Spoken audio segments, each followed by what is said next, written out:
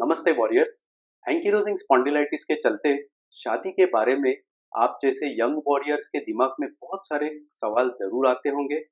शादी करे या ना करे, शादी करे तो किसी की जिंदगी तो नहीं खराब होगी, शादी करे बाद में दर्द बढ़ेगा तो क्या करेंगे, शादी से पहले पार्टनर से बात करे ना करे, उसे सब कुछ बताए ना बताए, अगर नहीं बताएंगे तो आगे जाके क्या होगा, उसके पेरेंट्स क्या बोलेंगे, शादी टिकेगी या नहीं। ये बहुत सारे सवाल डेफिनेटली यंग वॉरियर्स के माइंड में आते ही होंगे। चलो आज एक स्टोरी देखते हैं वॉरियर की और उसी से जानते हैं कि इसको कैसे मैनेज किया जाए। चलिए देखते हैं।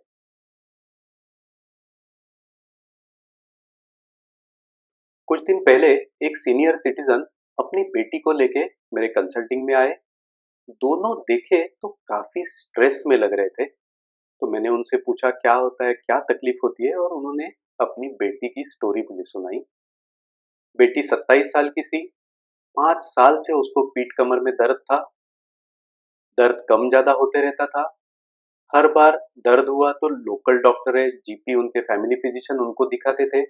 वो कुछ ना कुछ पेन किलर, एनएसएआईडी देते थे। दर्द ठीक हो जाता था, ठीक रहता था, थोड़े दिन के बाद वापिस उभरता था। एक बार ऐसे आया कि दर्द बहुत हो गया और 3-4 महीने चलता ही रहा। तब जाके उन्होंने हड्डी के स्पेशलिस्ट ऑर्थोपेडिक को दिखाया। ऑर्थोपेडिक ने कमर के एक्सरे किए, HLA-B27 किया, HLA-B27 पॉजिटिव आया तो एंकिलोजिंग स्पॉन्डिलाइटिस का डायग्नोसिस दे दिया और एनएसएआईडीज और सास दवा चालू की।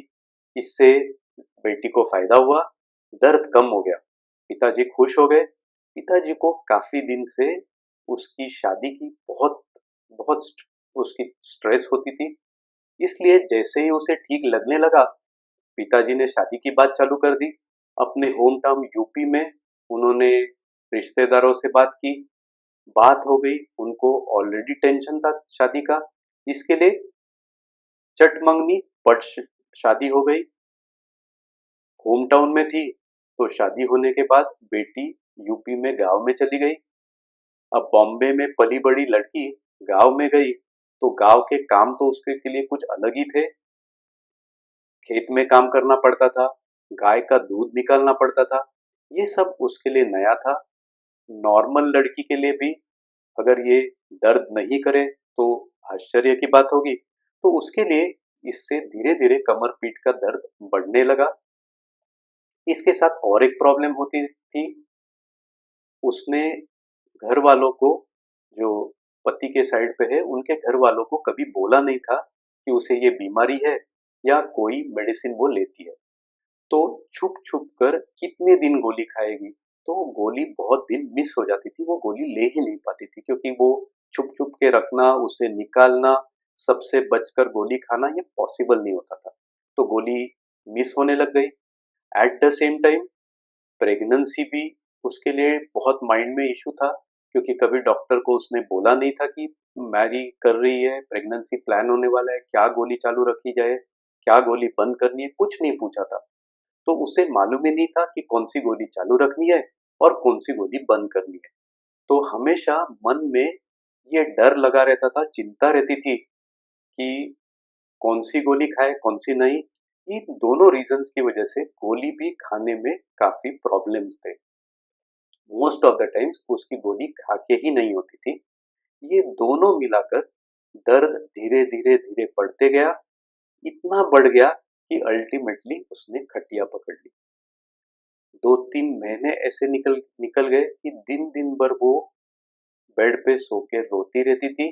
ना घर का काम कर पाती थी, ना खेत का उसका काम कर पाती थी, ना कुछ कर पाती थी, बस बेड पे रोती रहती थी। और जो उन्होंने इसके आगे मुझे बोला, उससे मैं भी लिटरली हिल गया। उसे गांव से वापिस बॉम्बे भेजा गया और मानो या ना मानो इसी शब्द में उसे भेजा गया कि आपने डिफेक्टिव पीस हमारे घर पे भेज दिया है। इस हिसाब से, इस वर्ड से उसे वापस बॉम्बे भेज दिया गया। और ये फिर पिताजी अपनी बेटी को मेरे पास लेके आए कि अब क्या किया जाए। तो इसी के लिए वो इतना स्ट्रेस लग रहे थे। और ये दर्द भरी कहानी आई एम श्योर आप में से काफी लोगों के साथ हुई भी होगी। कुछ लोग ये नहीं होना चाहिए करके स्ट्रेस में होंगे, और क्या किया जाए, कैसे किया जाए, ये शादी का कैसे डिसीजन लिया जाए, इसके बारे में ज़रूर सोचते होंगे। तो इसी का डिटेल में ज़रा आज देखते हैं कि क्या करना चाहिए, शादी करनी चाहिए, नहीं करनी चाहिए, करनी चाहिए तो पार्टनर को कब इन्फॉर्म करना है, क्या इन्फॉर्म करना है, कैसे इन्फॉर्म करना है, उसके पेरेंट्स को करना है या नहीं, यही आज हम इस वीडियो में देखते हैं। तो शादी से पहले पार्टनर से बात ज़रूर करनी चाहिए, उसे मालूम चाहिए कि आपको क्या बीमारी है, क्या मेडिसिन खा रहे हैं, क्योंकि अल्टीमेटली शादी ट्रस्ट पे होती है। अगर ट्रस्ट नहीं रहेगा तो शादी टूटने का बहुत हाई रिस्क है। तो आपको ज़रूर पार्टनर को बोलना है शादी से पहले कि आपको क्या बीमारी है, एंकिलोजिंग है तो है, उसकी क्या मेडिसिन चल रही है। अब कब बताएंगे, कब बताना बराबर होगा, और ना बोल दिया तो क्या होगा? ना बोलने का सवाल नहीं आता है कि जैसे मैंने अभी बोला, ये तो ट्रस्ट पे है, शादी टूटने का हाई चांस है। कब बताना बराबर होगा? अगर मेरी मानो तो पहले जो मुलाकात है, पहली मुलाकात है, उसमें एंकिलोजिंग स्पॉन्डिलाइटिस की बात डेफिनेटली ना करो, क्योंकि अगर पहले मुलाकात में ही बोलेंगे तो आपको, आपके पार्टनर को, आपको एज अ पर्सन समझने का कोई चांस ही नहीं रहेगा। तो उसमें तो ऐसा हो जाएगा कि आदमी से भी उसकी बीमारी बड़ी हो गई, और बीमारी के वजह से ही सब डिसीजंस ले गए। आपके पार्टनर को आप कैसे हैं मालूम ही नहीं, सिर्फ आपको एंकिलोजिंग स्पॉन्डिलाइटिस है, गठिया है करके उसने रिजेक्ट कर दिया। तो इसके लिए एक 3-4 आपकी उनसे मुलाकात होने दो, आपको एज अ पर्सन उनको समझ लेने दो, और फिर जाकर कहीं आप इसकी बात छेड़ सकते हो। एक बार छेड़ दी ये बात, तो क्या उसके माता पिता को आपको इन्फॉर्म करना चाहिए। ये 2 तरीके से हो सकता है। एक, आप पार्टनर पे छोड़ दीजिए, पार्टनर को डिसाइड करने दीजिए कि उसको उसके माता-पिता को बोलना चाहिए या नहीं। और सेकंड, आप अपने पेरेंट्स से डिस्कस कीजिए। काफ़ी बार पेरेंट टू पेरेंट बात होना भी ज़रूरी होता है कि आपके पेरेंट ने उनके पेरेंट्स को इन्फॉर्म किया कि ऐसा कुछ है, नहीं है, क्या है, कितना मेडिसिन है और क्या एक्सपेक्टेशन है, क्या आगे उसका हो सकता है। तो ये बात आप अपने पेरेंट्स और आपके पार्टनर के साथ डिस्कस करके फिर डिसाइड कीजिए कि पार्टनर के पेरेंट्स को इसके बारे में कितना बोलना है, कब बोलना है। आपके पार्टनर को एक बार शादी से पहले रूमेटोलॉजिस्ट के पास ज़रूर लेके जाइए एक कंसल्टेशन के लिए, ताकि उसके मन में जो भी डाउट्स रहेंगे इसके बारे में कि क्या बीमारी है, कैसे होती है, क्या आगे मेडिसिन चलेगी, कैसे आगे क्या प्रॉब्लम्स हो सकते हैं, ये आप उसको मालूम होना बहुत ज़रूरी है। जब आप शादी का प्लान करते हो, कुछ चीज़ आपके साइड से भी इम्पोर्टेंट है, आपका एंकिलोजिंग कितना कंट्रोल में है। बेस्ट ये रहेगा कि आप आपके एंकिलोजिंग को पूरी तरह से अच्छा कंट्रोल करो, और फिर ही शादी का सोचो, ताकि आपके मन में भी कुछ डाउट प्रॉब्लम्स नहीं रहेंगे, हिचकिचाहट नहीं रहेगी, और आपके पार्टनर को भी एंकिलोजिंग स्पॉन्डिलाइटिस की वजह से तकलीफ नहीं होगी। तो इंश्योर कीजिए कि आपका एएस कंट्रोल में है, आपके रूमेटोलॉजिस्ट से डिस्कस कीजिए और फिर ही शादी का प्लान आगे कीजिए। तीसरी बात, लेडीज के लिए पर्टिकुलर प्रेगनेंसी प्लानिंग के बारे में जरूर आपके रूमेटोलॉजिस्ट से पहले से बात कीजिए। क्या गोली रख सकते हैं, क्या गोली बंद करनी है, क्या करना है, क्या नहीं करना है, पहले से डिस्कस कीजिए। इनफैक्ट ये आप आपके पार्टनर के होते हुए भी डिस्कस करते हैं, जो होने वाला पार्टनर है, ताकि उसे भी मालूम पड़े कि प्रेगनेंसी में वो क्या एक्सपेक्ट कर सकता है, ताकि डिसीजन ले सके। एट द सेम टाइम मैं और एक बोलूंगा, ये जब आप करते हो तो ये ध्यान में रखना कि आपको इसके वजह से रिजेक्शन मिल सकता है।